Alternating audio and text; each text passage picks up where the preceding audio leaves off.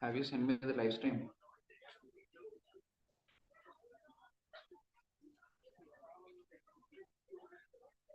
Cool, it's working.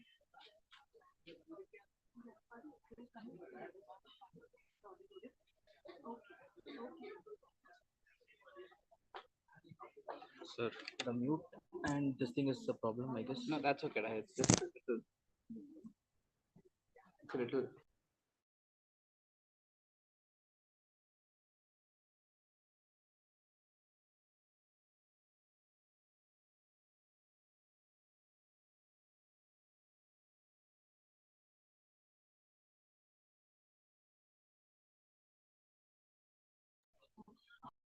Display that.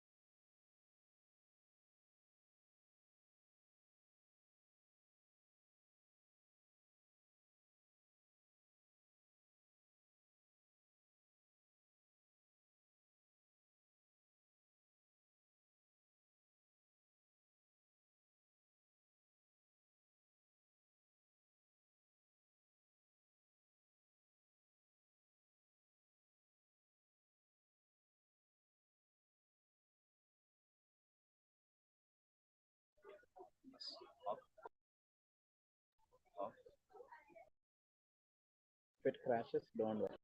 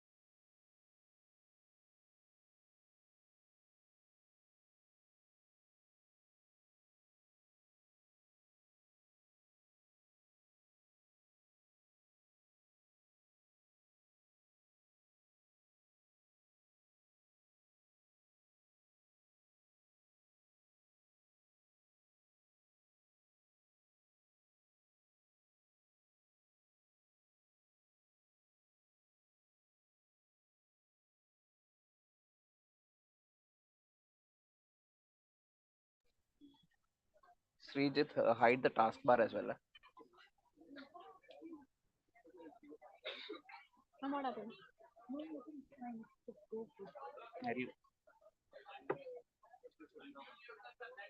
It's unmute only.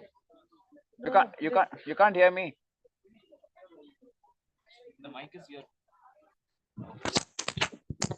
Can you hear me now? Oh. Okay. No, that's fine. Hello.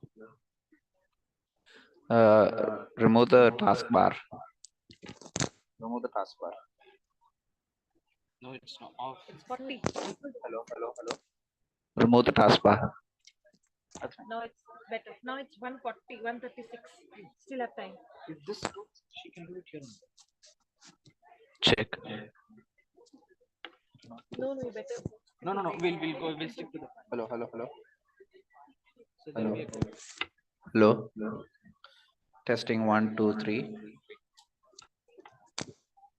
Check. It's fine. No, It's fine. it's coming. We still have 3 more minutes.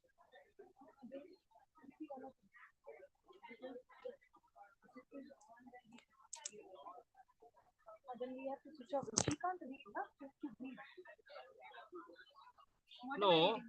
it's only the introduction, and then the lights will be turned off. You can see the video. Only introduction.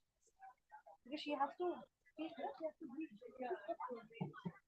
No, I think we just Oh, have 3 sorry, more sorry. minutes, 3 to 4 minutes.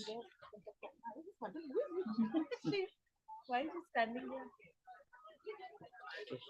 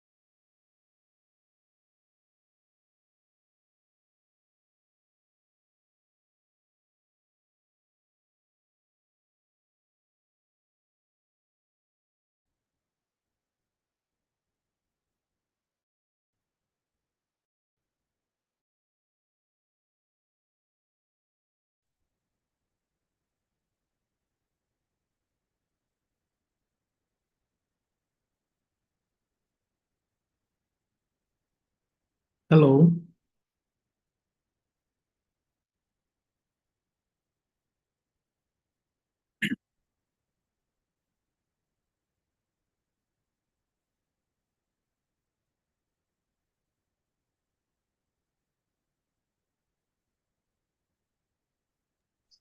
Devi, good afternoon.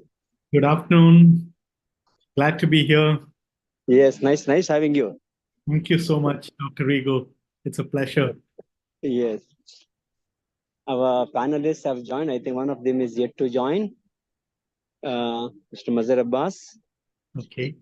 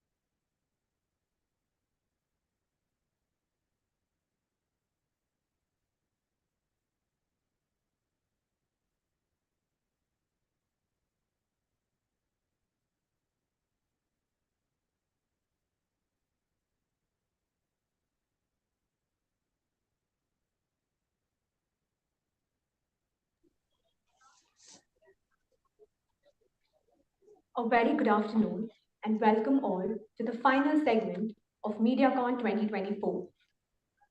We will now commence the international webinar. Let's welcome our esteemed guests who have joined us online from all over the world. Beginning with Mr. Chris Brown, foreign correspondent. Unfortunately, due to professional commitments, Sir would not be joining us today.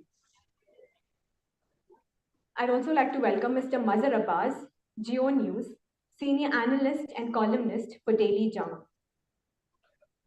Mr. YP Rajesh, South Asia Breaking News, Hub Chief and lead writer, Reuters. Ms. Janet Rodriguez, Managing Editor, South Asia, Bloomberg LP. Mr. Atul Ranjan, Senior Analyst, India Correspondent with NNA, Asia at Kudo News.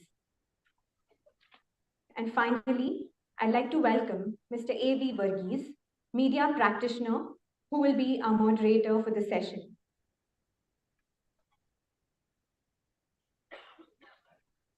I'd also like to welcome our Dean of School of Communication and Media Studies, Reverend Dr. Richard Rego.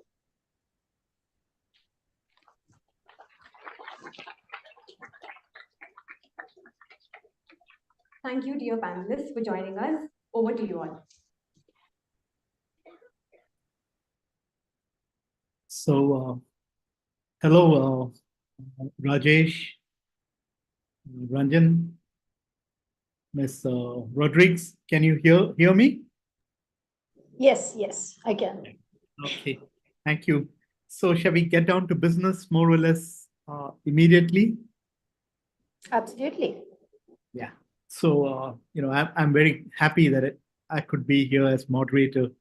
It's been a few years since I taught at St. Joseph's and I practiced journalism in the Deccan Herald and things like that. But I want to just get away for a moment from the general propagation of disinformation, misinformation, fake news, apologies, and propaganda by increasingly authoritarian governments across the world that make many promises but impoverish the people for the aggrandizement of powerful and insensitive elites.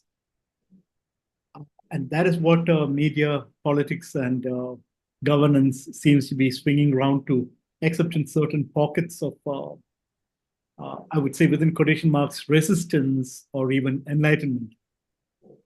So let us momently acknowledge the truth in the quote by the artist Paul Gauguin at the beginning of the disturbing book of fiction, which I read a couple of days back. It's called A Luminous Republic by André Barba. And Gauguin's quote says, "I'm two things that cannot be ridiculous, a child and a savage.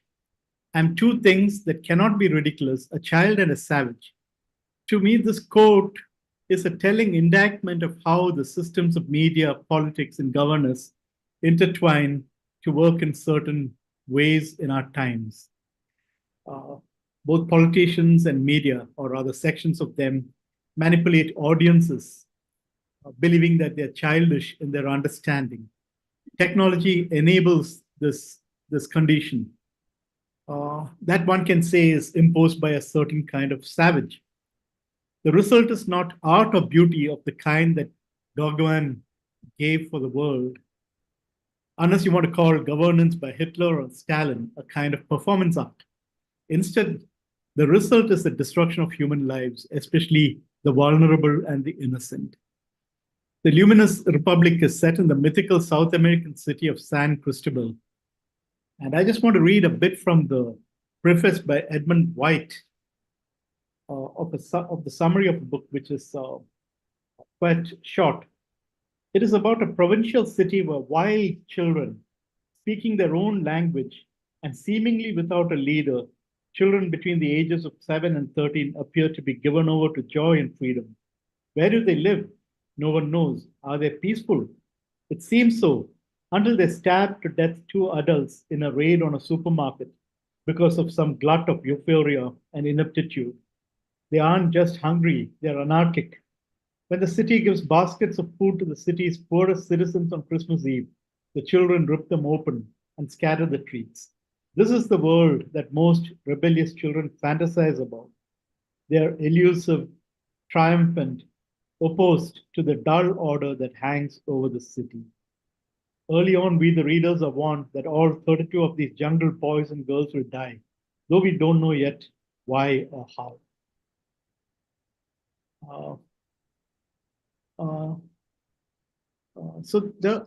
To me, after having practiced in media for a long time and still doing some work there, there are a lot of disturbing things about the nexus between media, governance, and politics.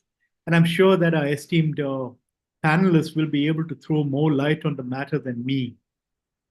And before we begin, I just pray to the ineffable, radiant, supreme one that humanity moves swiftly beyond our anarchic or destructive phase to something more stable and equitable. It is sad that one of our participants could not attend. He was called off. Then the question is, how shall we go about the session? May I propose that each member on the panel will have 5 to 7 minutes to address the theme in the first round. And then we will have a second round, which will hopefully include responses on the part of the panelists to what was said in the first round. Following this, the floor will be open for questions from the audience, and the panelists can respond as various questions come up. Is that okay with you all?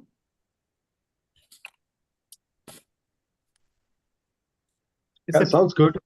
Yeah, thank you, Rajesh. Janet? Yes, that's perfectly fine. Yes. Okay, so each of you will have 5 to 7 minutes, I hope, in the first round. I hope I don't have to interrupt. I'm going to be listening carefully because, being in the backwaters, I'm really listening with a keen ear to what you are saying, what you will be saying today, and the responses and the questions that come up. So may I please call upon Janet Rodriguez, Managing Editor, South Asia, Bloomberg, to set the ball rolling. Thank you, Mr. Varghese. You've put me on a bit on the spot here with going first. Largely, I would like to tie everything I say to the working media today where I am. And I hope that the conversation will be useful to prospective journalists who will join us in the professional field tomorrow as well, and be part of these discussions. Undoubtedly, the past few years, I would say about the past 10 years globally, have caused a lot of us in the profession to think about what's happening when it comes to governance, when it comes to our jobs, when it comes to the role of the media. But I would like to think that these questions that we are asking ourselves should be perpetual questions, that the media should always be asking ourselves, what is the role of the media when it comes to governance and politics? These are eternal questions, really. But really what's struck home over the past decade is how important it is for journalists to know their audience. Now, this is something I also tell my young journalists in the newsroom. Before you write a story, you have to know your audience. And several people misunderstand this or misinterpret this to mean you need to understand what your audience wants to hear. And I say not at all. It's absolutely not what your audience wants to hear. What's important for every journalist is that we have to understand the questions that our audience wants answered. And we as journalists are in a unique position to really think about these questions. We have access to people who can hopefully answer these questions for us and then take it across to our audience. Simply because unlike Mr. Abbas, for instance, who's a columnist, a lot of us journalists don't have the benefit of stating our opinion. There is always a strict Chinese wall between news and opinion in respected publications. So when it comes to governance, the first thing is know your audience. Now, for an organization like Bloomberg, it's relatively simple. The audience, of course, is the investor, the financial community. And therefore, the questions of governance that we take on are more corporate governance, are more political risk, etc. Essentially, how do money flows get impacted by the questions of governance? Arguably, I would say, the newspapers, the general newspapers sometimes have a harder job to do because their audience is much wider. It's the consumer audience that really deals with questions of the social fabric, that deals with questions about injustice, and really basic needs like food and education. So just to start off, for us in the international media, who are mainly talking to the financial investors, we've had to grapple with a lot of questions about corporate governance, crony capitalism, nexus between governance and big money, India Inc., as they say. And what that has really struck home is the media needs to have standards in how they cover the news. Because when organizations have ethical boundaries, it becomes a lot easier for our journalists to navigate. Because the only thing worse than censorship, than overt censorship, is undeclared censorship.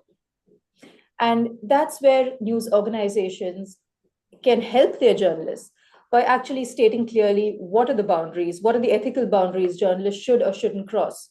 And that really makes it very, very easy to see the red lines on governance and politics, especially when it comes to the financial community. The second thing that's really struck home, Mr. Varghese, is how important it is for a journalist to show, don't tell. This is something we at Bloomberg insist upon. Show, don't tell essentially means I can't state my opinion. I need to have proof before I write something. Even if I'm citing people or sources I do not name, on the back end, I need to be sure about who my reporters are talking to, how do those sources know the information that they're sharing with us, do they have an agenda behind the information they're sharing with us. In short, I would say the media can only control its own standards. And it's never been so important in the 20 years since I've been practicing to really follow those standards very, very stringently and make it very clear to our younger journalists about the boundaries that they're operating within.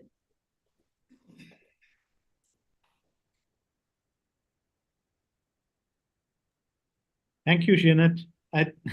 I think though I inadvertently put you on the spot, you really, have put things in a certain perspective that we can follow up. So, Rajesh, would you like to continue?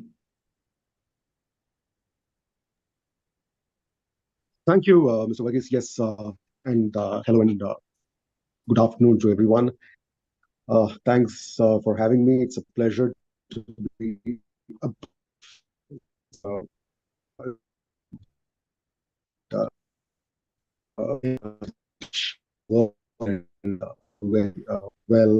So it's a double pleasure for me. Am I audible, Mr. Varghese? Yeah. Okay. Yes. So, to me, you are. Yeah. Thank you. So Janet has actually made my job slightly easier because we are in similar kinds of news organizations, and I will probably take off from where she left at some point of time. But what I would like to say to start off with is you talked about the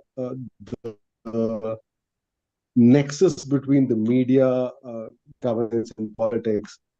I don't know if nexus is the right word. It's quite sweeping term. And I'll come back to that later. But I've been a journalist for more than 3 decades. And every time, every other year, every season, talk about challenges to the media. At the same time, how exciting it is to be in the media. So the news cycle is constant.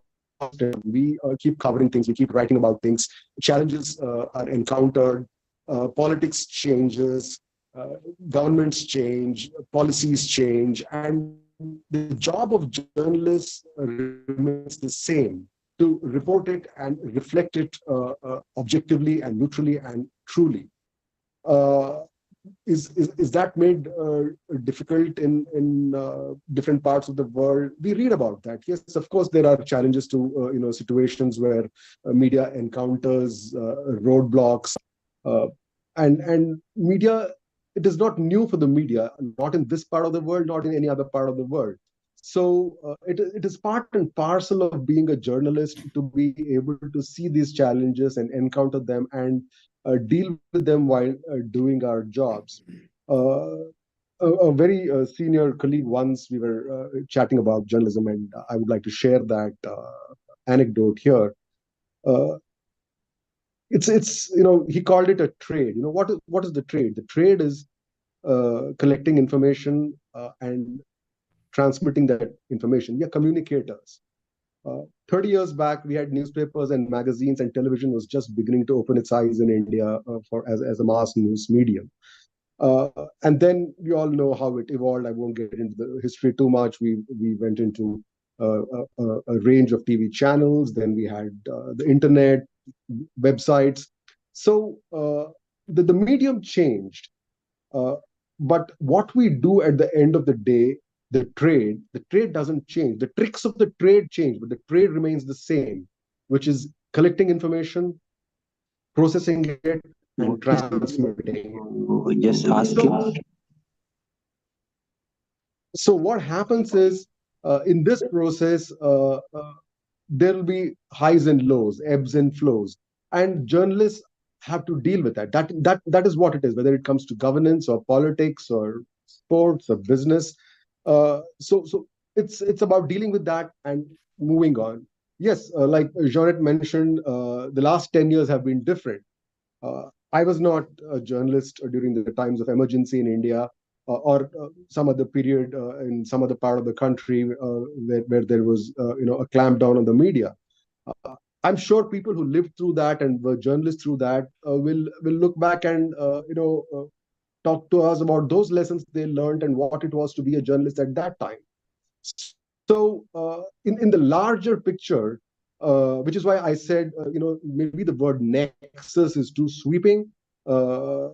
This is part of being a journalist, and this is what we do. So I think that's a very, very general opening comment I would like to make, if that is okay with you, Mr. Varghese.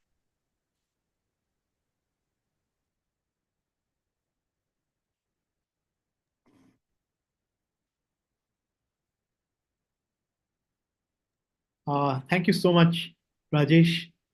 Can I ask Mazhar Abbas, sir, would you add to what has been said by Janet and Rajesh and give us something of the situation in your country? It's really a pleasure to see you. Thank you. Thank you, everyone. I mean, I've been in this profession for the last 4 decades, and been working for the print media as well as for the electronic media, as a reporter, as an analyst, as a columnist, as a host also. I believe in the last, say, about 4 to 5 decades, media has transformed. I mean, it's race against time today. It's you get flow of information, thousands and millions of informations. Whether these informations are fake or based on facts is a crucial question. To me, the basic responsibility of the media is to tell every perfect government that you are not perfect. That is, I believe, because journalists and governments are adversaries, And unfortunately, today's biggest challenge for the media globally also is the corporate media. How to a professional journalist like me or my friends in this conference, I believe that we are all facing this kind of a challenge. That at times I can say here in Pakistan, we are facing this challenge that commercialization of the media, has badly damaged the professionalism. We don't have the editors anymore.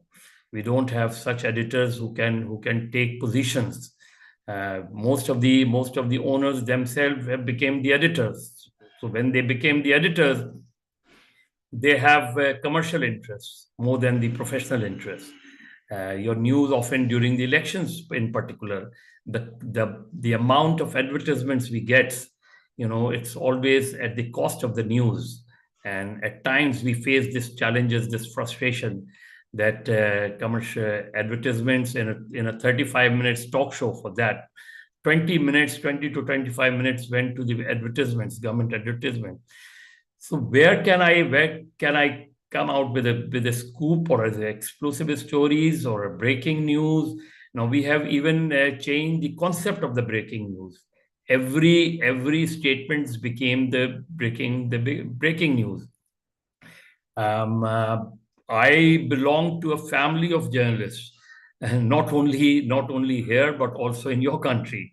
Many of my cousins are working there as a journalist, and I think we have a common challenge ahead. I have just went through a book called Media Imperialism in India and Pakistan, a research work of Farooq Saleria.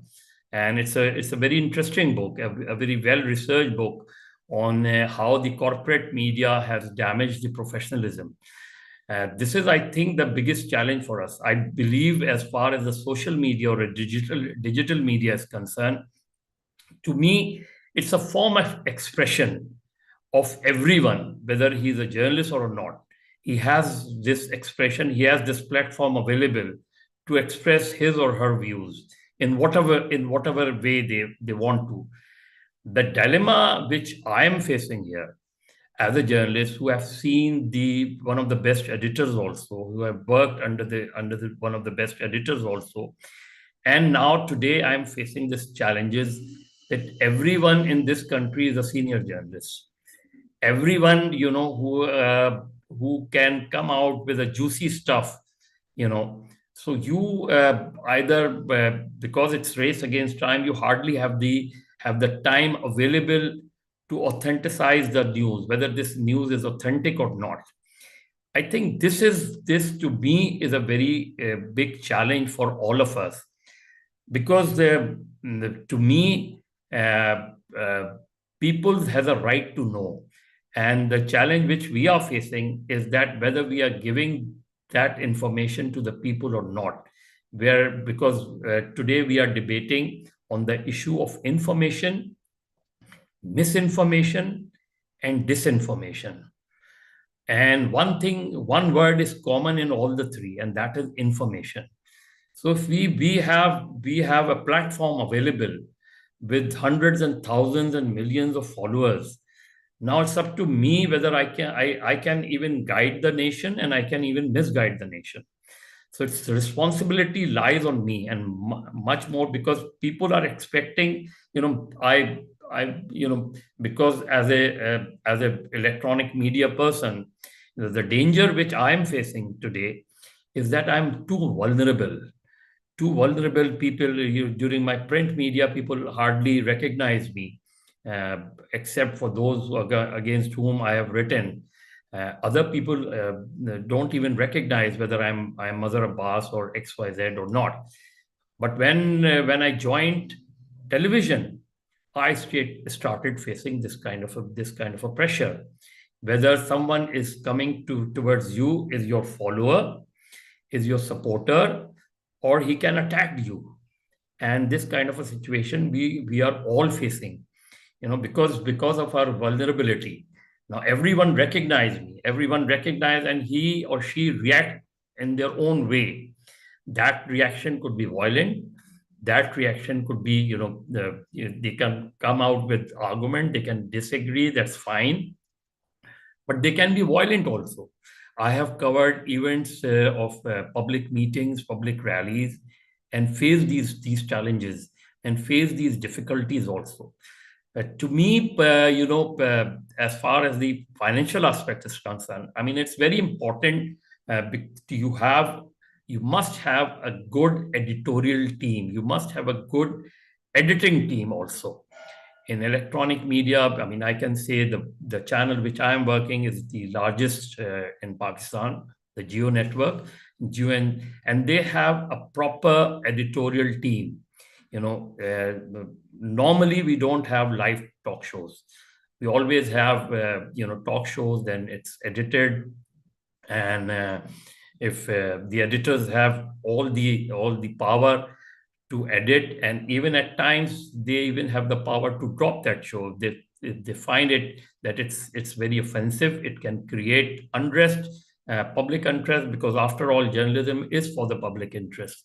You can't even if you have such stories which you believe is based on facts, but can create unrest in the society.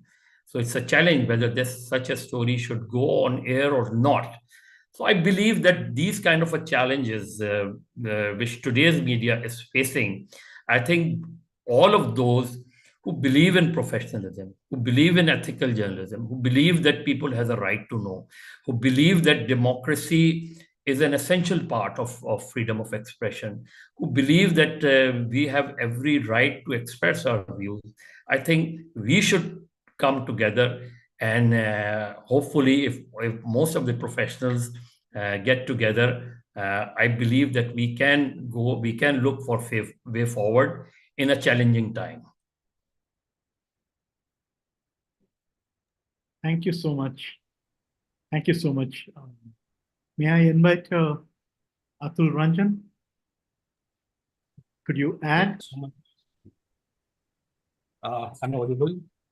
Yes, you're audible. Yeah. So thank you so much for inviting me. It's such a privilege to join this esteemed panel. Actually, I'm in a village attending a marriage function. I think. My internet connection is not that good. Okay, so I'll try to manage. So briefly about our publication. Kyoto is one of Japan's oldest and the largest news agencies. NNA, I work for NNA Asia, which is sister publication for Kyoto News. So basically, we cover Japanese companies' operations in India, as well as other political events and some. In our case, you see, Japanese little did have knowledge about India's water politics and what is happening. So our job is to sort of give them the factual information to investors. Nowadays, so many investor conferences are happening state-wise and all that, and targeting global investors, including companies from Japan. So, and we know the kind of challenges we face when you publish actual information and the kind of reactions that you get. So we stick to that, try and give factual information to our targeted audience. We know that factual information is a must for citizens to investors to make appropriate decisions. And despite all challenges, we try and provide such information. Thank you.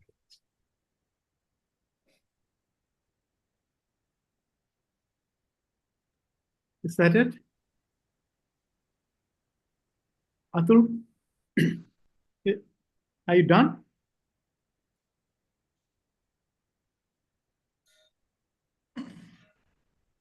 Is Atul done? He seems to be muted. Yes, I'm done. Okay, thank you so much. So let me just quickly summarize where we have got to. I think the summary is important so that we can push into the second round and dig a bit deeper. I was really happy to hear several times over that there needs to be a foundation of ethics and a foundation of ethical boundaries.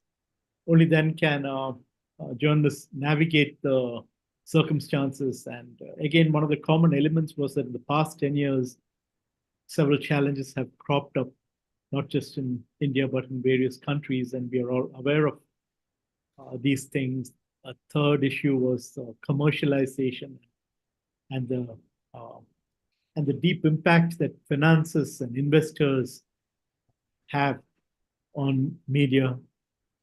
And I was interested because Rajesh mentioned the emergency. It was really interesting because I lived as a student through the emergency season. And then, of course, it was something fresh in our minds when we got into journalism, and I got into it in 1979.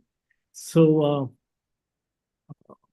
there are people who say that there is an undeclared emergency going on, not just in India, but in various parts of the country and various parts of the world, and media is implicit or complicit in it, and pushing along these forms of governance and helping the propagation of policies that help this sort of governance. So I'm really curious. I mean, apart from the fact that there is the trade, I was also interested in what Rajesh said, that, yeah, the trade is there, but there are highs and lows, ebbs and flows, and the tricks of the trade change. So I think in the second round, we can actually get maybe a bit deeper into the tricks of the trade in contemporary times, and how we sail through that area. And Mr. Abbas, thank you so much. I think it's one thing that some of us have been long-term journalists. We say 20 years, 30 years, 40 years. There is a whole new breed out there. And there is a common citizen using social media and things like that to leverage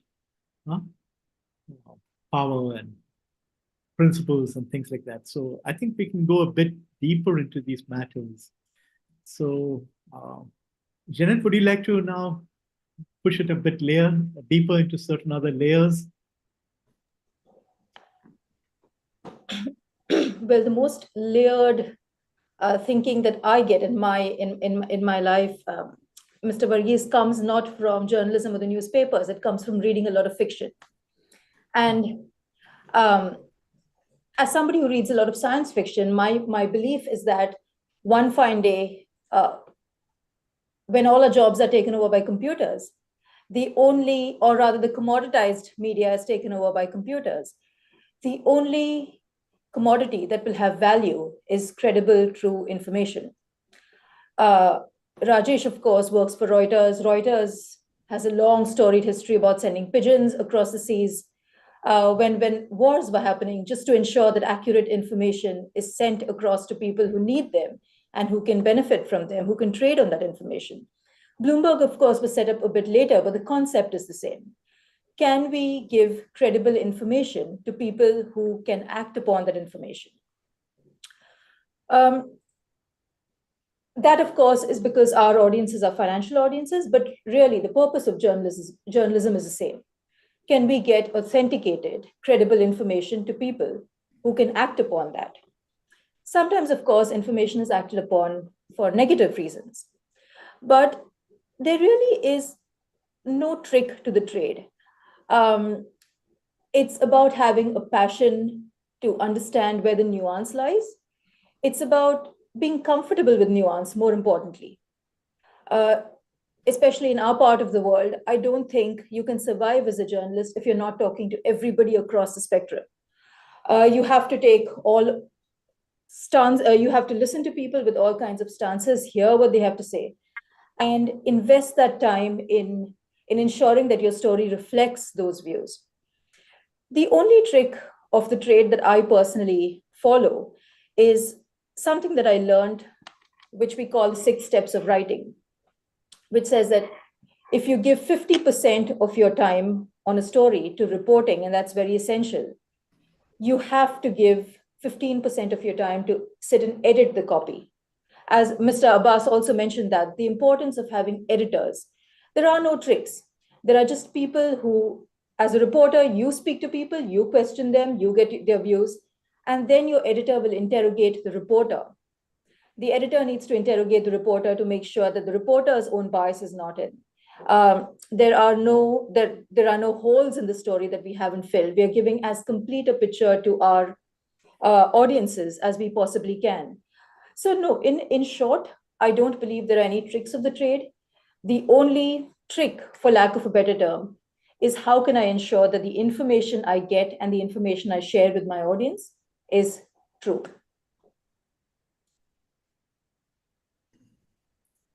Thank you so much, Srinath. Can we go on to Rajesh?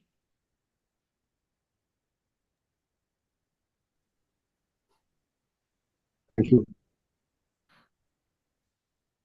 One of the things I seem to get while talking about the topic that has been chosen, and also the challenges the media faces, and the again coming back to the use of the word nexus there, and we hear this around us also, that it's the fault of the media. Let's blame the media. Media is getting it wrong, or media is compromised, media is corporatized. I mean, these are all very commonly heard lines and thrown at journalists. And I'm not judging whether that's right or wrong, but it is very easy to make the media the whipping boy or the whipping girl. Is it deserved, undeserved? Like I said, that's a long argument. It could be deserved in some cases, it could be undeserved in some cases. So that's one part of the argument. What I feel, in my understanding, is media is a reflection of the times we live in. Media needs to function in the times we are surrounded by. Media is a business, media is an industry. So media has to negotiate a lot of things. I mean, everybody has this sense of media is a monolith. Media is not a monolith. There are wire services like Bloomberg and Reuters. There are newspapers, there are magazines, there are TV channels, there are online web portals. Everyone has their own limitations and frameworks to function within. So what is true for A may not be true for B, and what is true for B may not be true for C. And like I said, when a media is a business, they have to be able to survive to serve. How do you send a reporter to cover an earthquake in Afghanistan? It costs a lot of money. So where does the money come from? People have to pay for that news. How a media business or a media company earns its revenues to be able to cover the news is different. Everyone has their own different ways of doing it. And there will be differences and arguments about the right way of doing it and the wrong way of, that is being, pursued by maybe some media houses. So it's a very, that's the layering I want to get into. It's a very layered industry. It's a very layered business. So to point fingers and say, the media is commercialized, corporatized, is very sweeping, and I think it is unfair also.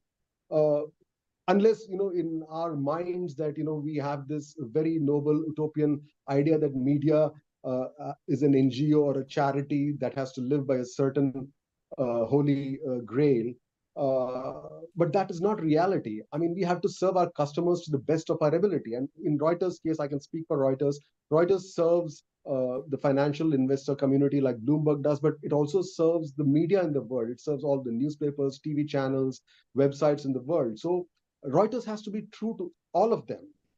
And the fact that Reuters exists after 170 years and is the world media organization also shows that it is possible to do that while being fair, neutral, objective. So I think that is the layering I want to get into. That let's not just club all media into one kind of a nexus between media. Thank you. Thank you so much. Mr. Abbas, would you like to go on from there? How do the layers work in Pakistan? Yeah, thank you. Since I have also been working for AFP for almost 6 years as its bureau chief in Karachi, in a very difficult time, at a time when in Karachi, Wall Street Journal reporter Daniel Pearl was slaughtered basically, and I've covered the whole case. And since I have also been a professional journalist unions had the union, Pakistan Federal Union of Journalists also. So I have all kind of challenges, freedom of the press, ethical journalism. I believe it's very important, irrespective whether you're working for print, electronic, or even for the digital media. Ethics come from within. When I joined the Dawn newspapers group, I know what kind of a report I should give. I know the basic ethical boundaries for a journalist should have, whether he's working for an international organization or for a local organization. And basically, the what is ethical journalism basically? It's basically not to disinform people, not to misinform people, but to inform people. That's the basic, to me, basic criteria of a journalist. That he or she should not be working on certain agenda. Once you started working on certain agenda, then you have your bias for or against. During the as far as the financial, it's very important. I remember one of the stories which one of the channels has given, and that story was so damaging that on that very day, the Pakistan Stock Exchange crash, and that story ultimately found to be fake, but it caused a lot of damage, so it's very important.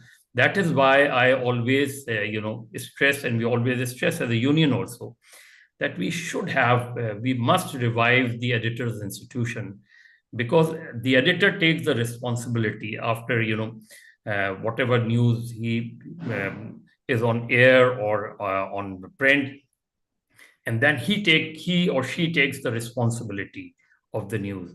It happens here in case of Dawn Leaks also. Here, in many cases also, I've been gone through. When I joined this profession, there was complete censorship in Pakistan in the media, and we used to take the newspapers to the information officers, and he has the authority to remove any news he thinks that it's offensive. And then we have to, most of the newspapers in the 80s and mid 80s and early 80s, half of the newspapers were blank, and then they said, no, you can't circulate such a newspaper. You have to fill something, some other news.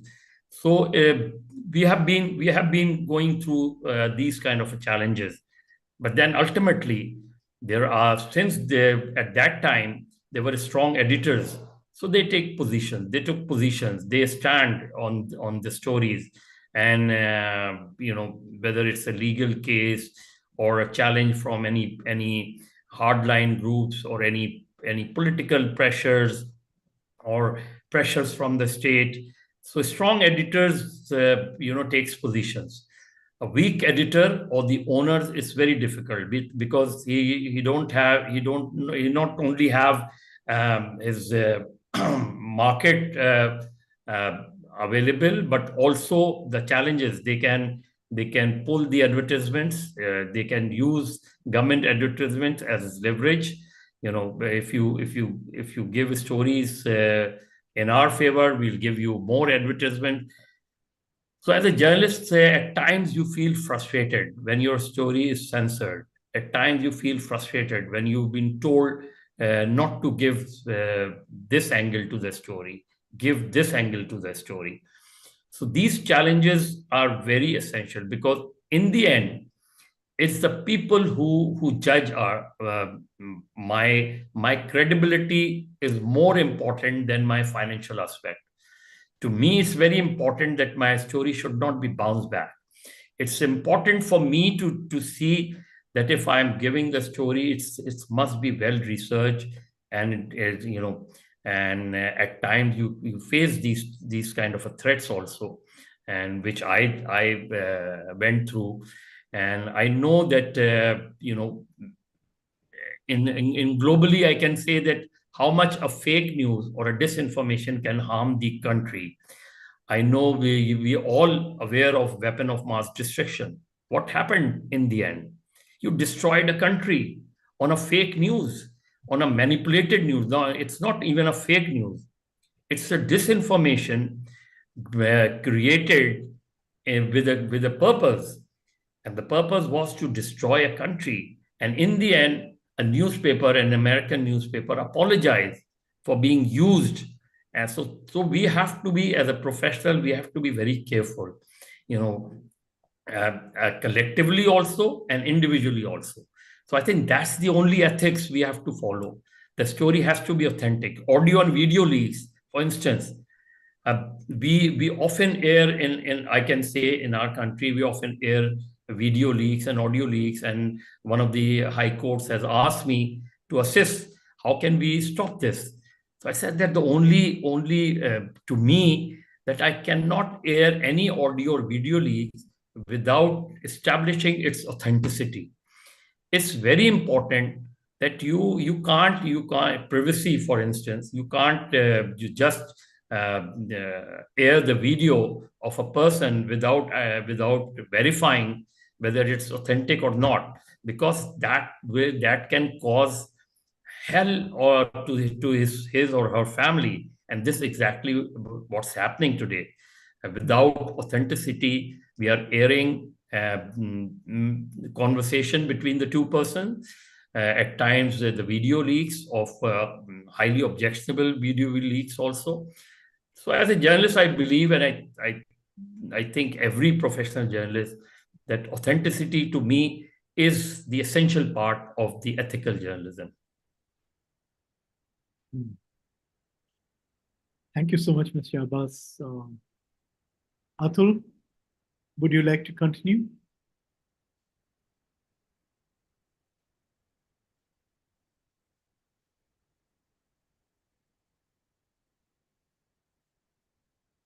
You're muted. Yep. I'm audible. Yeah. So I'll just tell you about NNA Asia. We have come up, for us as a global news agency, it's very important that we stick to the facts. Factual information is very important for us. Recently, we come up with new rules that for a breaking news story, earlier used to have, we had a rule that that should be confirmed by 3 sources. Now they are saying that news should be confirmed by 4 sources. Without that, the news cannot go. Even if it's a breaking news, very important news, just wait.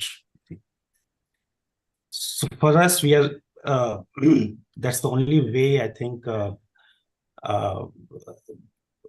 maintain the credibility. That's very important, that we just don't chase breaking stories unless it is confirmed.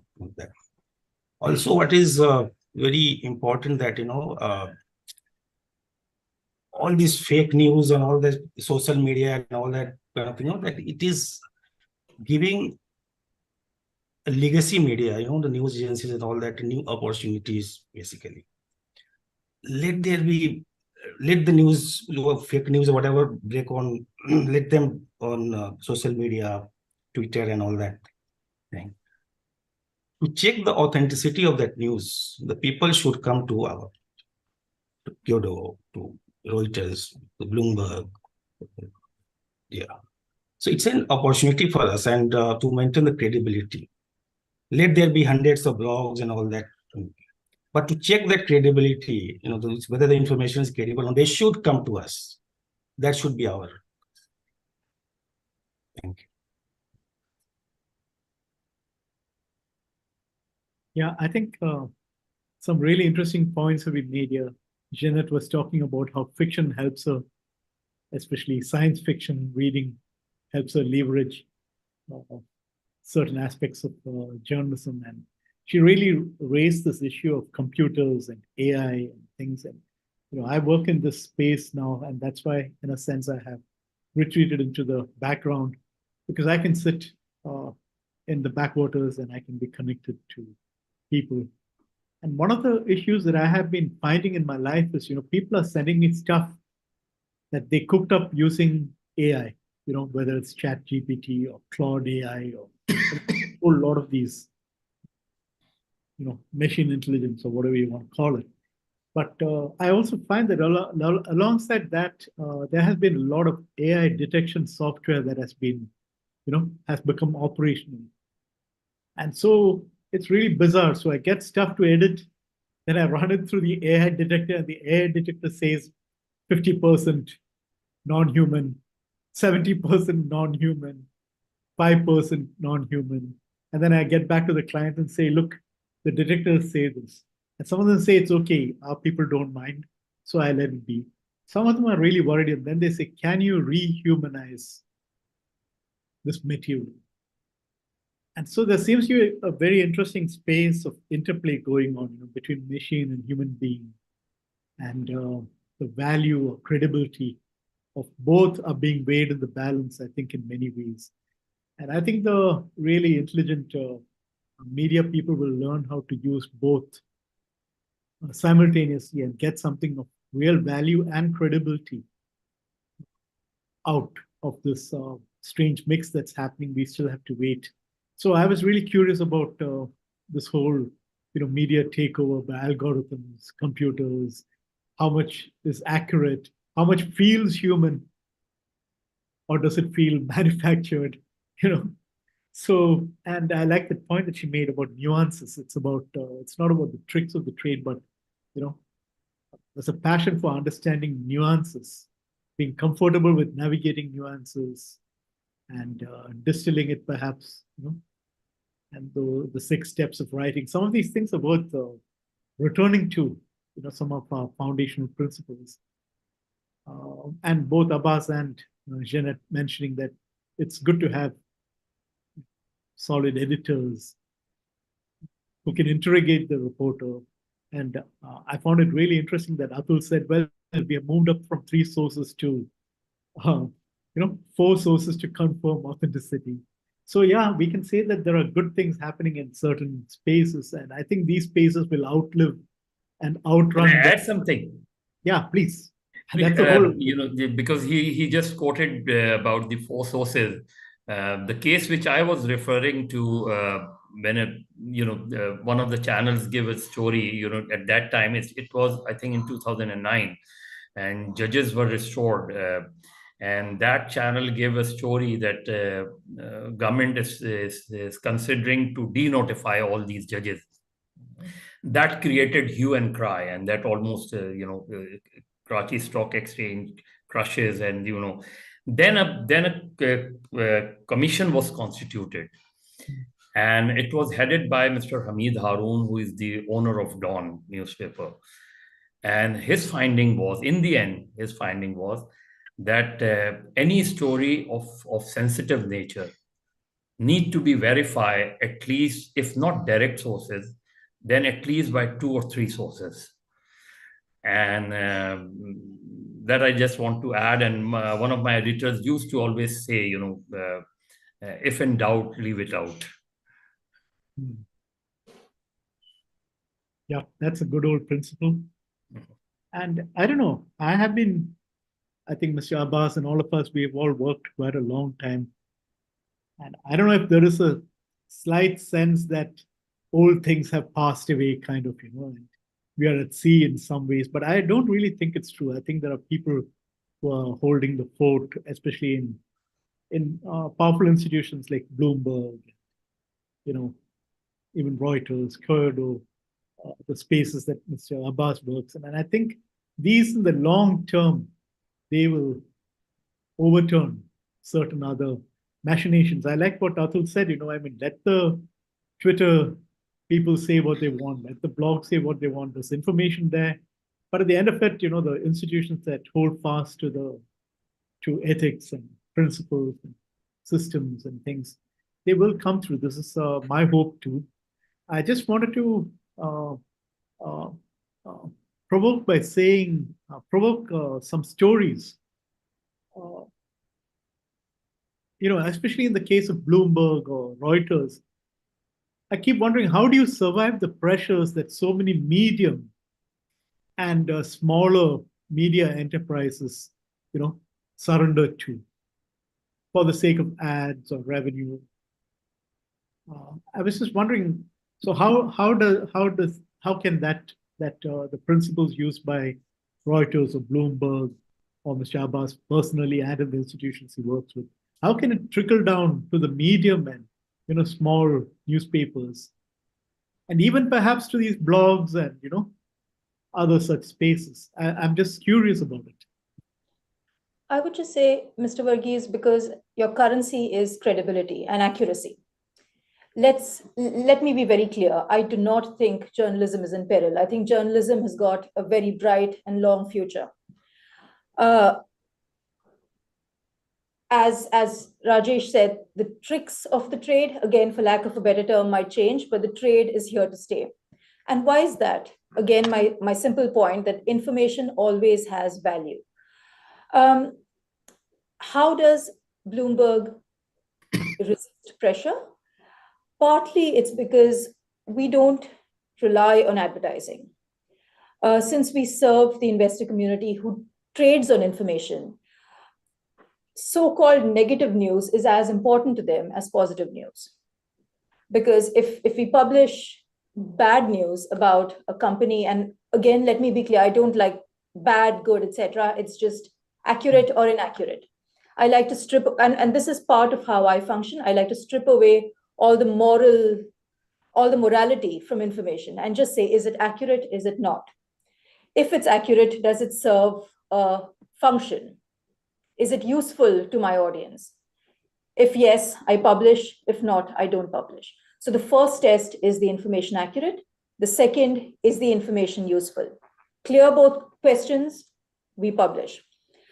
So if I publish a piece of news that's perceived by a company or by a leader or by a government as bad, but my audience finds it useful and trades upon it, Bloomberg benefits. My only currency is the credibility and the accuracy of that information. Because if I publish a piece of information that's proved wrong, I dent my credibility. And again, to stress, that's the only currency I have. I don't have advertising. Subscriptions are a relatively small part. It's more the larger organization, the so-called terminal subscriptions that we have. So basically, very simple. I try not to get into arguments about morality and whether things are good or bad. It's just about, is something credible? Is something accurate? Is something useful? That's all. Which is why I go back to the point I made at the start. You really, as a journalist, need to know your audience. What does your audience know about a topic? What does your audience not know about a topic? What does your audience want answered? Yeah, that's a pretty incisive comment. But I'm still curious what happens. How does this, principle or ethos, how can it be transmitted down the line? Because in the end, we are really interested that we have a media ecosystem, right? Where good penetrates in a certain sense. So I'm curious about that, especially in a nation like India, where we have multilingual channels, multilingual media. One thing we try to do at Bloomberg is, if a report done by a local publication is, again, it passes those tests, accurate, useful, and sometimes we can't verify accurate, right? So we can only verify useful if it's somebody else's work. We publish it and we give the local journalist credit. For instance, I hope this is an example that the audience will relate with. During the pandemic, there were a lot of public interest stories about local government failures at the district levels, where people were not able to get treatment in time. There were bodies flowing in through our rivers. And let me be clear, Mr. Varghese, a lot of us on this panel, we are the privileged ones. We never really will face the full brunt of any pressure. It's the small town journalists, it's the vernacular language journalists who really face pressure, if I may call it that. And what we can do in our capacity, sitting at Bloomberg, sitting at Reuters, is amplify the voice of good and useful journalism. So during the pandemic, when the local newspapers carried these stories that were of public service, that were important to our audiences, we carried them with due credit to the newspaper and to the reporters. We made sure that if we were publishing, let's say, a video, we would speak to reporters from small newspapers on the ground. And that's how, if an organization like Bloomberg has the benefit of an amplified audience, maybe we can share that reach with journalists who are facing the brunt of political pressure, corporate pressure, etc. Wonderful. Rajesh, any contributions? Yeah, Mr. Varghese. To talk about pressure, the first thing, thought that comes to my mind is where I am in my job as a Reuters editor, reporter, journalist. Pressure is above my pay grade. I don't face pressure in what I do because my organization has a very clear framework, a very clear standard and ethics where if you report facts, your editors think, agree that these facts need to be published, balanced, objective, all sides reflected, that story will get published, no matter what. So we don't, face pressure in that sense, but we face the pressure to get the story right. We have to source it right. We have to have all sides. We have to be fair. In fact, we have something called the Reuters Trust Principles. It's about 82, 83 years old. There are 5 Reuters Trust Principles. All of you students can Google it. So Reuters lives by, Reuters journalists live by these principles. And every story has to pass the test. So if a story passes that test, then there is no pressure one needs to be afraid of. So we can talk about governance and politics where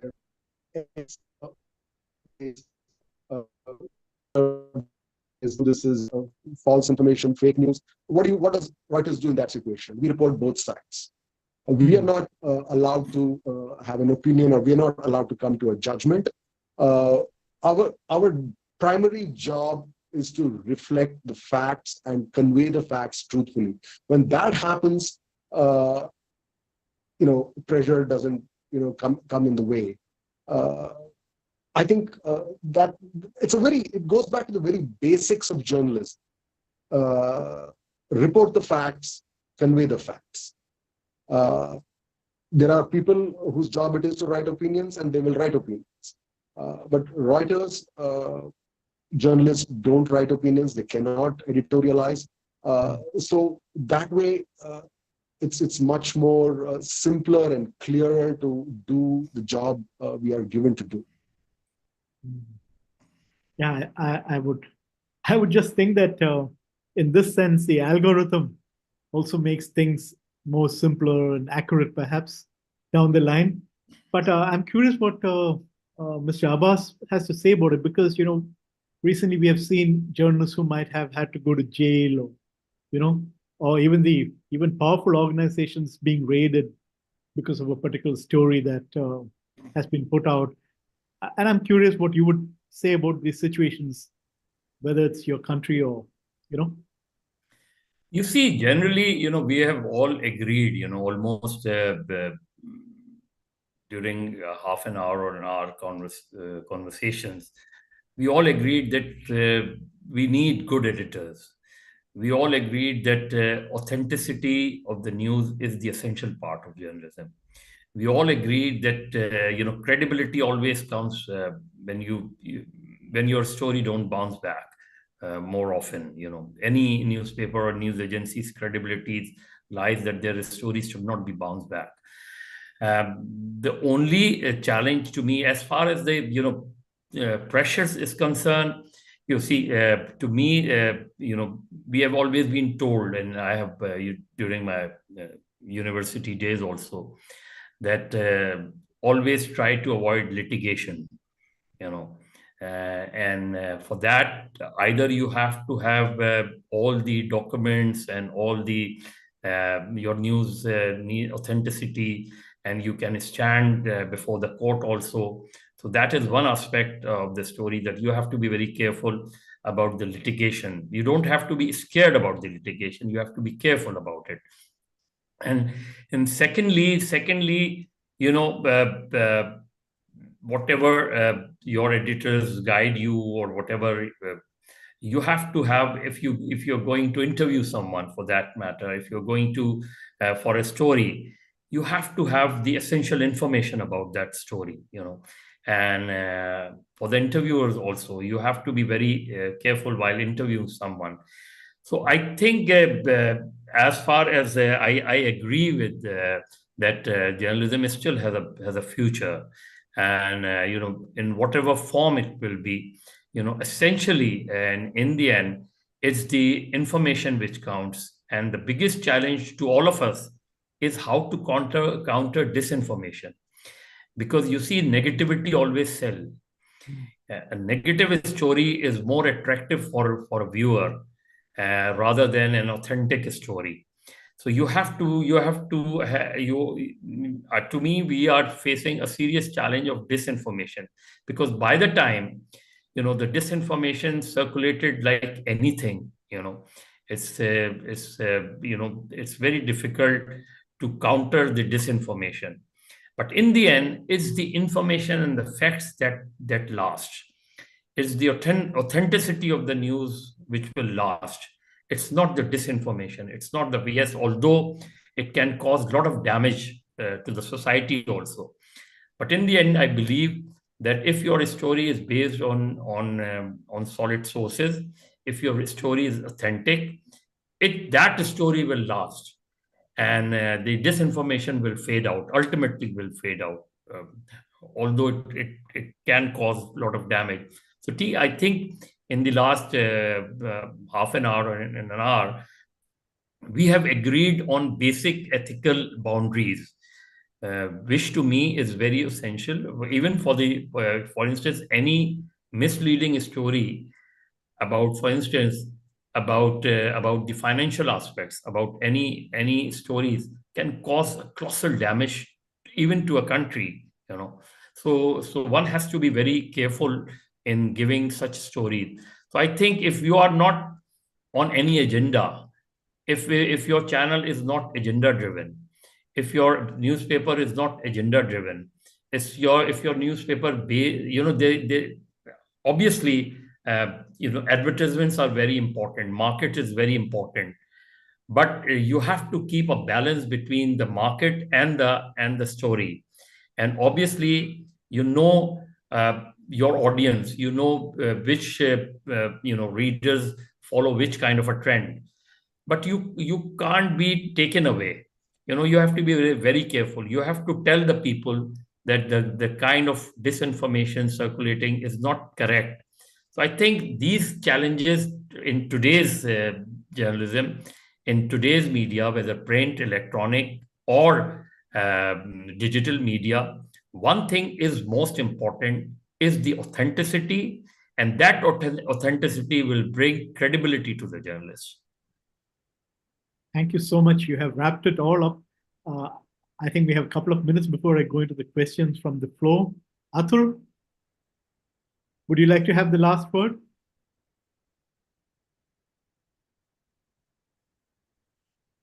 Can you unmute?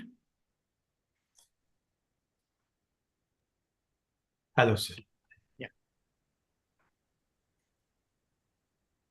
Yeah, no, one thing I just wanted to add, some of us are able to publish news that we want to publish because fortunately, I'm talking about the NNA and Kyoto.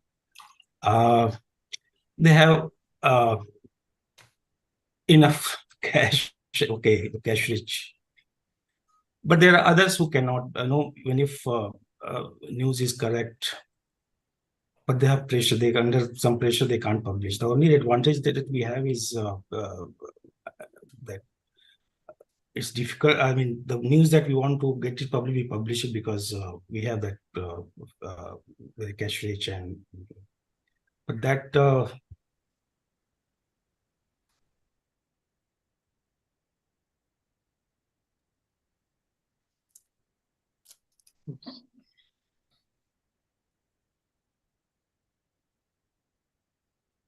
Okay.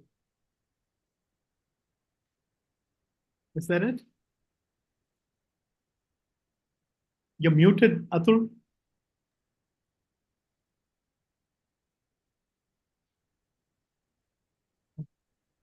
There's some problem. Atul, are you done?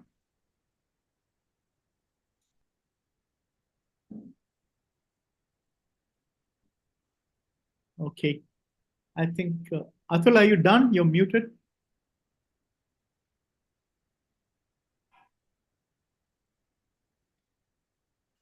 Atul, you're muted. We can't hear anything you're saying. I think I'm done, sir. There's some problem here. Yeah, I was thinking that too. Okay, so with everyone's permission and with special thanks to each one of you, Rajesh, Abbas, Janet, Atul, Dr. Rigo, especially. I mean, I'm really grateful that I could be in your midst to listen to you. Thank you so much. If we could just spend 20 to 30 minutes taking questions from our students and others who are listening eagerly to you in the auditorium. I'm sure you saw the image of a crowded auditorium. And so I think you can now field some questions from there. Students who want to ask these questions will come up one by one and ask a question at a time. And anyone from the panel is free to respond. And I'm sure it has been a very enriching time for them already, but when they get their individual questions answered by one of you, I'm sure that they're going to be extremely encouraged to become journalists of standing. Thank you.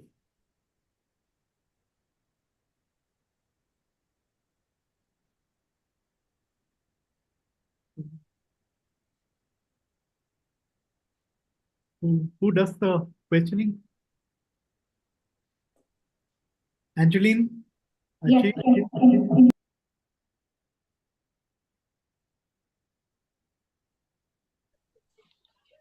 Thank you, sir. I'd request the audience to come forward and join me on stage to ask your questions.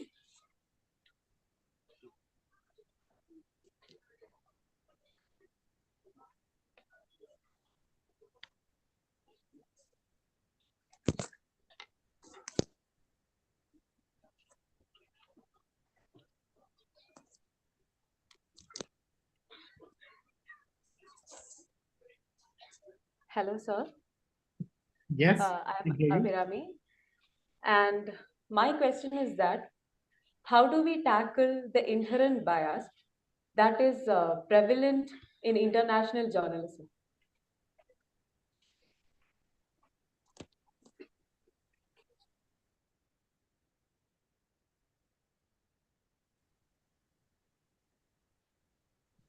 Okay. How do we tackle the inherent bias that is in international journalism? I mean, it's like a catch-all kind of question. I wish it had been more pointed, but any pointers that we can give our young friend? What is the inherent bias?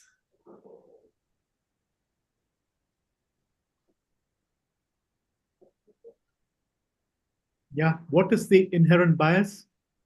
Would she like to respond to that? Yeah, sir. So, as per my understanding, it is a result of nationalism. So, I just wanted to know, is it an issue that needs to be tackled and to be understood?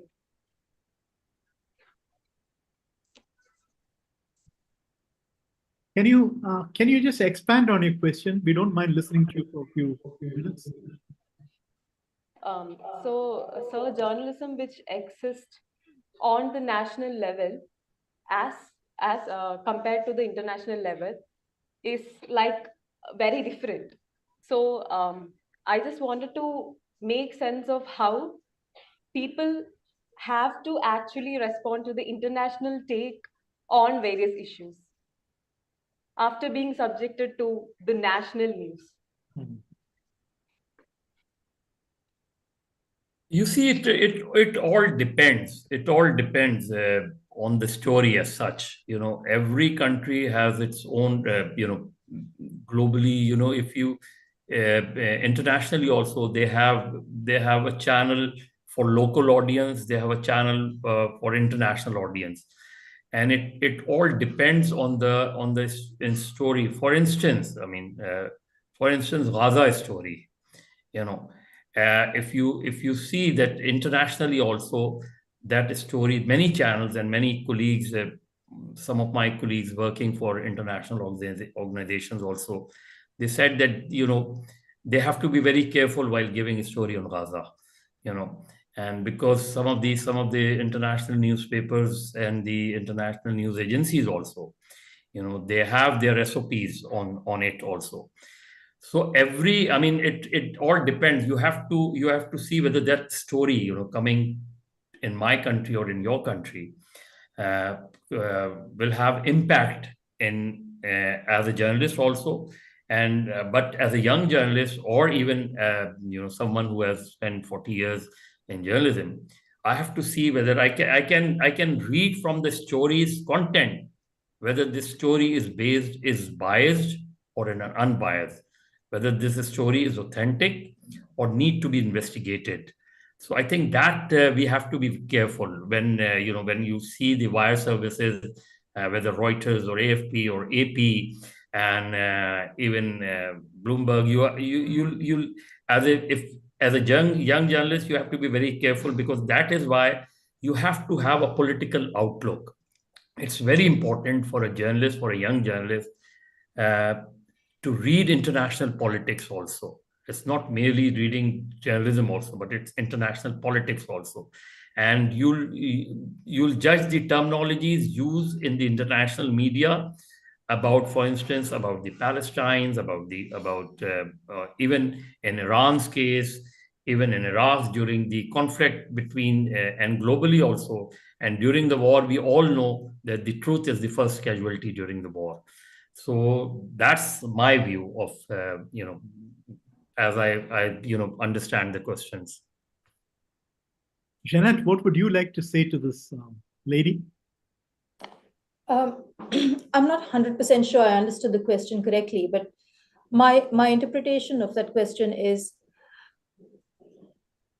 there is a certain nationalism embedded in local media and in the national media, and how does one tackle the different perspectives, the perceived difference in perspectives between what the international media give you and the local media give you.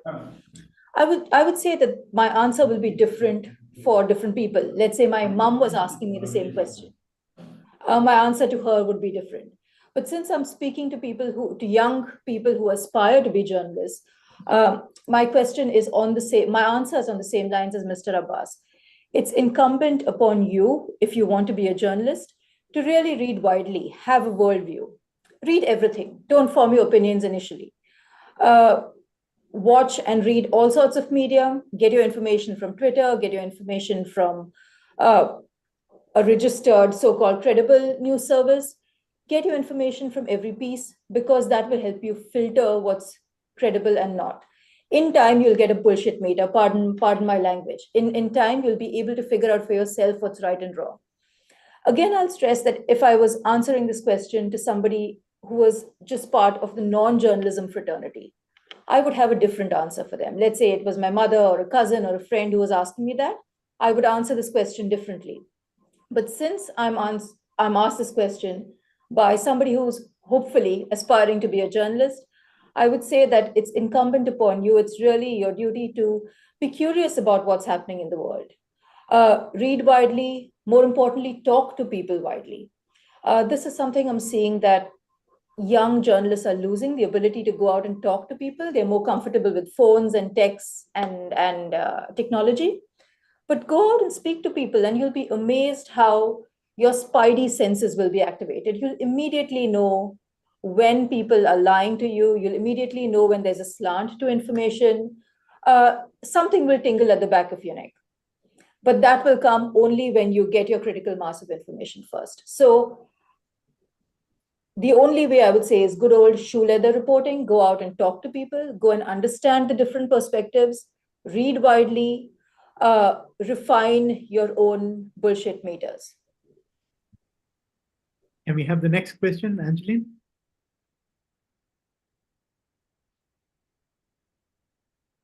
Angeline.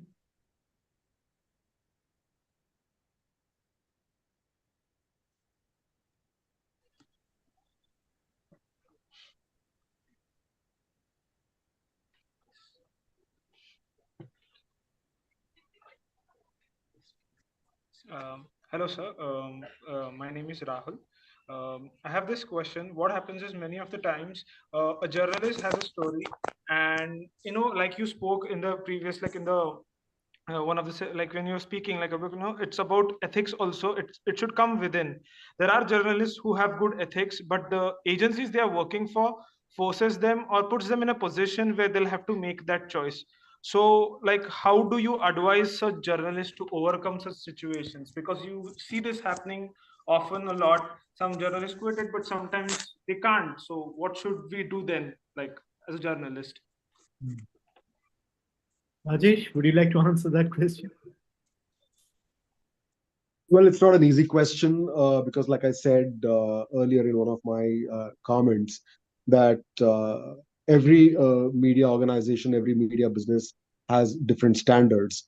And if you are working in a particular media organization and the standards of that organization are at a certain benchmark, there is very little you can do to be able to not follow that benchmark.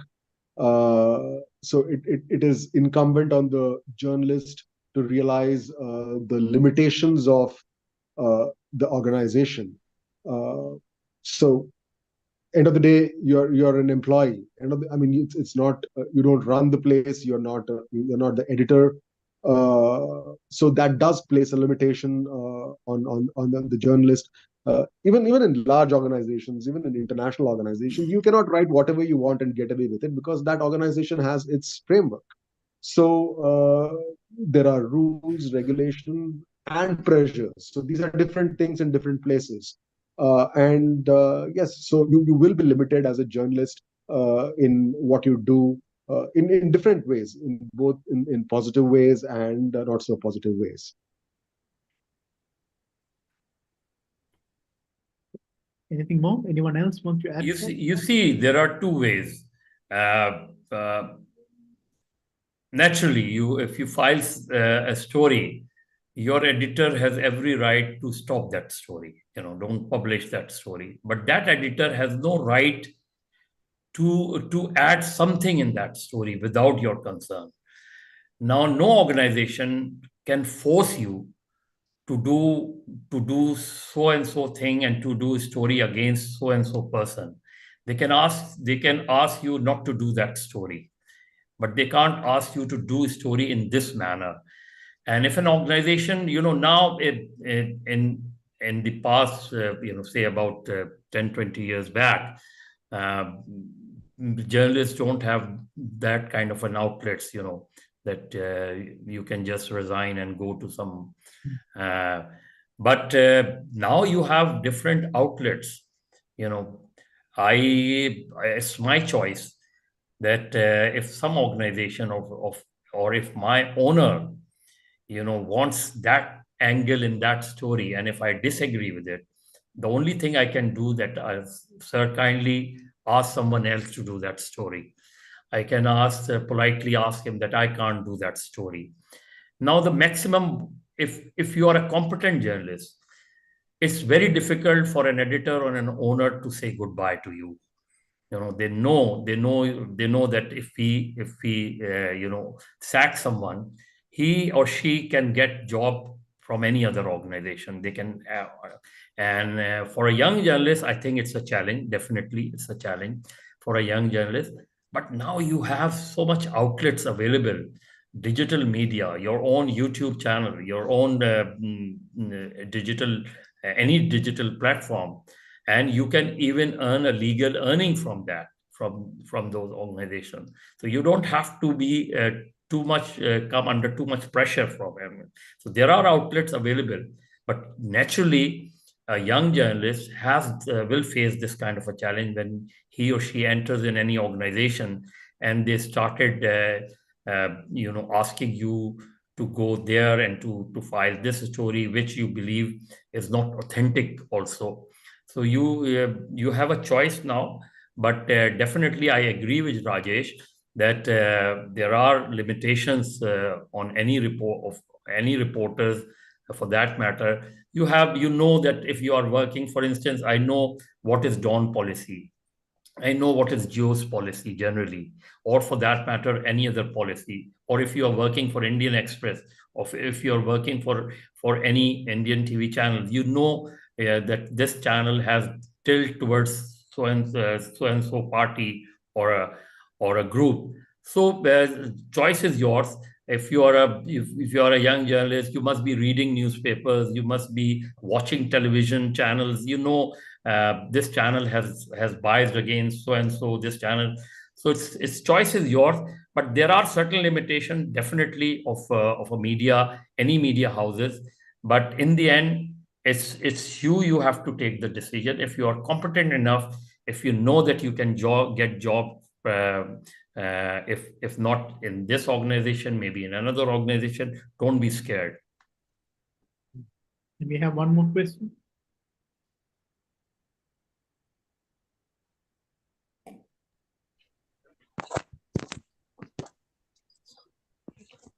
Good afternoon, panel. Am I audible? Yes, you are. Yes, I'll just go forward with my question. So at the current moment, we are in that juncture of time where we are going through a lot of critical world events right now. Initially, it was the Ukraine-Russia event, and right now it's the Palestine-Israel event. So in such situations, even when different countries have different takes, different countries have different sides according to their different policies with the countries directly involved. In such situations, how do news organizations report in a way that is transparent and yet does not affect the relationship of their parent country with the ones directly affected? That is my question.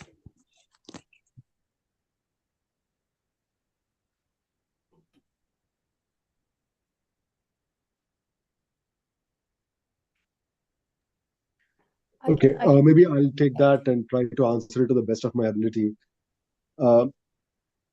It comes back to what we were talking about, reporting objectively and reporting the facts.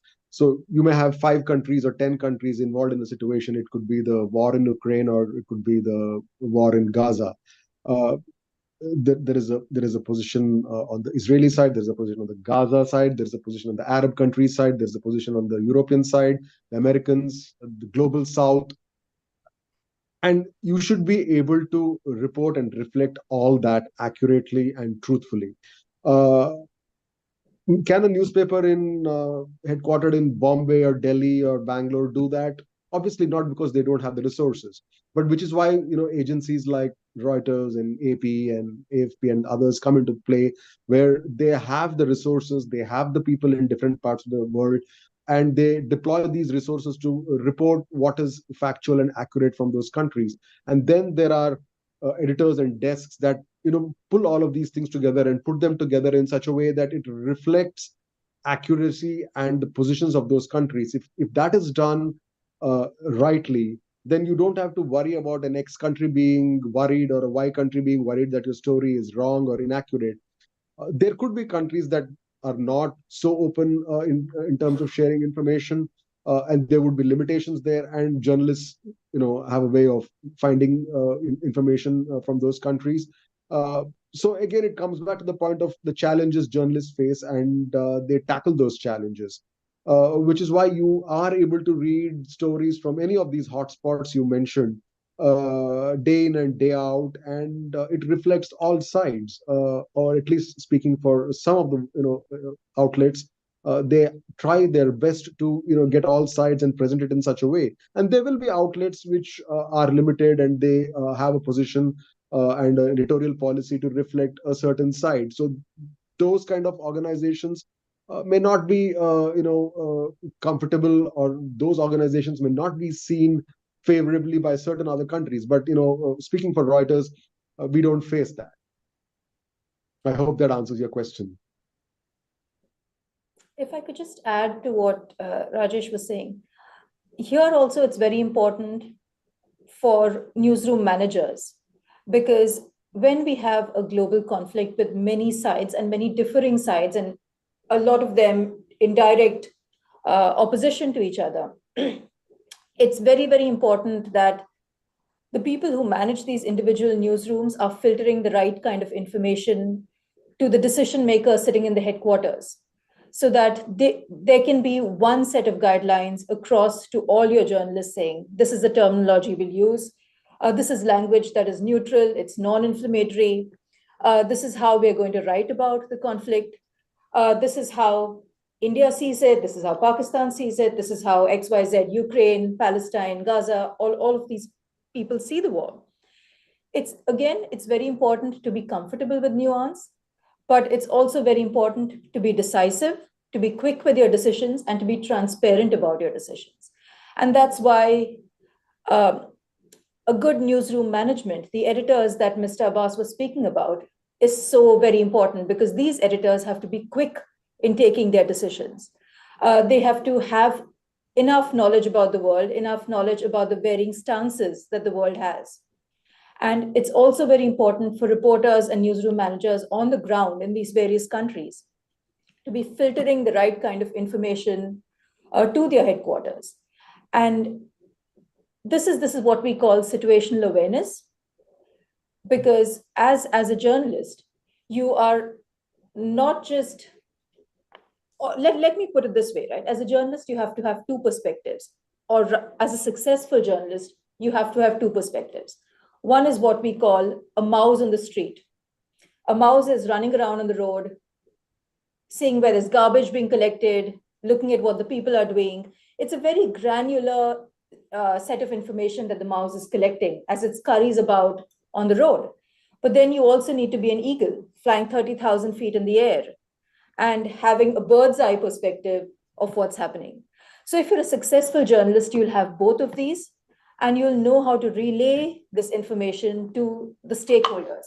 Sometimes the stakeholders are your government, your audience, etc. Sometimes the stakeholders are your own bosses within your organization. You see, in such a situation, as I said, that during the war, the truth is the first casualty. And now I'm sitting in Pakistan. I can't cover Ukraine from here. You can't cover Gaza from here. You need to have either good sources, good stingers in those places in order to get the first information, and that's very important. And or if your channel or your media houses can send you any of the reporters or cameramans or photographers to that place, that's an extra advantage. But normally in such cases, as Rajesh said, we normally depend on international wire services or their video services.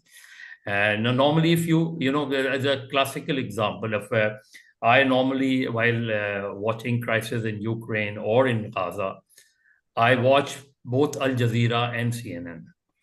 So you get a good idea of the angles of the two mainstream international channels, the way Al Jazeera covered events and the way CNN or BBC covered those events.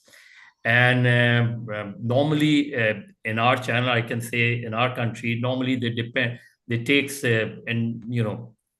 videos from Al Jazeera or at times from BBC and or from Reuters and international wire service, because even during the Iraq or Afghanistan conflicts, it's never been easy to go there, and you don't. I think we as in our country, I can say the media organization hardly have their correspondents in those countries. So we need good sources. We need good stingers, for that matter, in such a crisis, which is very difficult to cover otherwise. So I think we have run out of time. As we can see on the screen, it's gone back to the original screen. And before I close, I want to, on behalf of St. Joseph's, really thank each one of you from the bottom of my heart and from the institution's heart, and also on behalf of Dr. Richard Rigo. Thank you, Jeanette. Thank you, Atul. I'm sorry there were those glitches. We would have loved to hear more from you. Thank you so much, Mr. Abbas. Thank you. Rajesh. And I just want to tell the audience that, he's a senior journalist. Yeah, I wish we should have more questions rather than from the youngsters. With a lot of experience. And their time is of great value too, but they have spent so much time with us. Thank you so much. Okay. And thank you. And Dr. Rigo, if you have a word or two to say, we can close down with you. Is he there? Dr. Rigo? I don't know if he's there. Can you hear me? Yeah, we can hear you. Yeah. Okay. Good evening. And Heavy, yeah, Janet, Atul, and Rajesh. Thanks a lot for being with us. It was wonderful listening to you. I was very keen that you meet our students. Many of them are aspiring journalists and media workers. And from your experience and your reflections on what is happening, I'm sure they would gain a lot of insight into this. Thank you for being with us. I wish, as I think it was Rajesh who said, that there should have been more time for the students to ask. Unfortunately, schedule a little.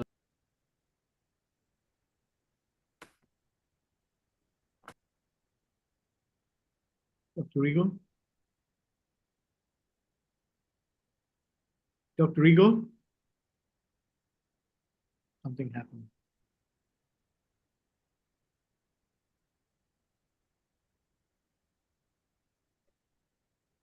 What do we do? Dr. Rigo, you got cut off.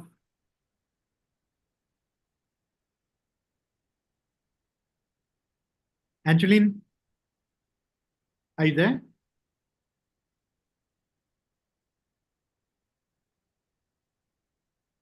Dr. Rigo?